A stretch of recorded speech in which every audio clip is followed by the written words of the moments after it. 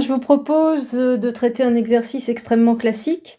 C'est le fait que l'intégrale entre 0 et l'infini de sin t sur t est semi-convergente. Donc on va le faire en 2 vidéos. Première vidéo, montrer que l'intégrale est convergente. Puis, deuxième vidéo, montrer qu'elle n'est pas convergente en valeur absolue. Alors, là, il faut absolument connaître la démonstration, c'est vraiment très classique.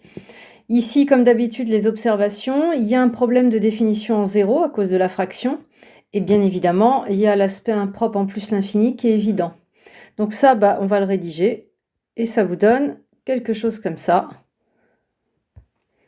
Vous pouvez observer, comme d'habitude, j'ai baptisé l'intégrande. J'observe qu'elle est continue sur 0 l'infini, 0 exclu. Donc localement intégrable sur cet intervalle. Mais pas définie en 0, et donc on a une intégrale doublement impropre. Par défaut, on va partager l'intégrale en 1, c'est souvent comme ça qu'on fait, et donc on se retrouve avec deux intégrales simplement impropres, I1 qui est impropre en 0 et I2 qui est impropre en l'infini, et on va commencer par I1. Alors comme d'habitude, j'essaye de soupçonner ce qui va se passer. Mon soupçon me guidera comme ça vers la démonstration à rédiger. Et donc, j'essaye de me faire une idée de la fonction f de t autour de 0. Sin t sur t, ça fait quoi? Et pour avoir ce comportement, je pense qu'il y a un équivalent facile à donner. C'est que sin t, il est équivalent à t en 0. J'ai le droit de faire des quotients avec les équivalents. Et donc, je récupère une fonction équivalente à 1. Donc, en fait, ma fonction, elle se prolonge par continuité. Si j'essaye de dessiner son graphe autour de 0, il n'y a pas de problème. Je comprends que c'est même pas la peine de se poser la question de la convergence. Et donc, le critère, vous l'avez dans votre cours, c'est le critère du prolongement par continuité. Là, f se prolonge par continuité en 0, en posant f de 0 égale 1, c'est la limite qu'on a trouvée là. Et donc, il n'y a pas de problème de convergence. On pourrait considérer I1 comme une intégrale pas impropre. L'intégrale d'une fonction continue sur le segment 0,1. Donc I1 c'est fait, dans ce cadre-là, on va dire qu'elle est convergente, voire même qu'elle n'est pas impropre. Pour I2, le problème c'est l'infini, donc pareil, j'essaye de me faire une idée. Sin t sur t en l'infini, je vois pas vraiment d'équivalent. Donc en fait, quand j'essaye d'imaginer la courbe, j'imagine une courbe en l'infini qui change de signe, qui frétille, mais qui tend vers 0 parce que ça fait sin t sur t, c'est sin t fois 1 sur t, c'est le produit d'une bornée par un truc qui tend vers 0. Donc j'ai un truc comme ça.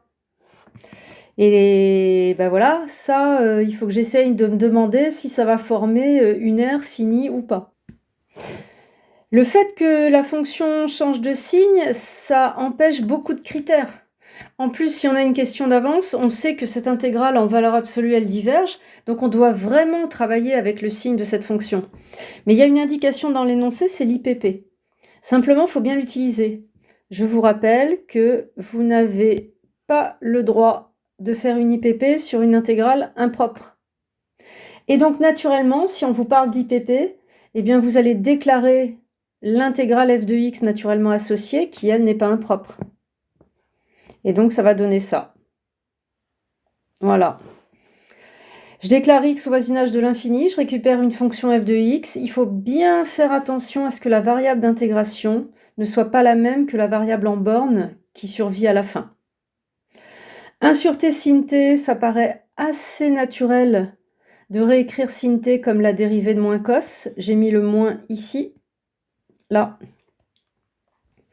Et donc, comme d'habitude, je légitime d'abord mon IPP en disant que les fonctions 1 sur t et cos t sont de classe C1 sur le segment 1x. Et donc, c'est parti pour une IPP. Je vous épargne les calculs. Mais voilà, après calcul, on a ce crochet et ça. Alors, il faut bien recentrer le problème. Qu'est-ce qu'on cherche à faire avec cette IPP sur f de x? F de x, c'est pas i. Mais en fait, on veut montrer que i est convergente, et donc ça revient à montrer que cette fonction f de x, qui n'est pas impropre, qui est une intégrale pas impropre, a une limite finie quand x tend vers l'infini. Donc désormais, mon objectif, c'est ça. Montrer que la quantité obtenue par IPP a une limite finie quand je fais tendre x vers l'infini. Alors cos 1, voilà, c'est une constante, pas de souci. Cos x sur x, je saurais gérer si je veux faire une limite. C'est le produit d'une bornée par 1 sur x qui tend vers 0. Mais là, j'ai une intégrale. Et cette intégrale, je ne sais pas primitiver. Mais en fait, dans mon intégrale, je vois 1 sur t2. Et ça, quand même, ça fait bien penser à du Riemann convergent. Donc en fait, je vais faire un vice-versa. Pour montrer que I convergeait, je suis passée au f de x pas impropre. Et bien pour montrer que cette pas impropre a une limite finie, je vais reprendre l'impropre associé de 1 à l'infini et expliquer qu'elle converge parce que je suis capable de majorer l'intégrande par un truc que je maîtrise.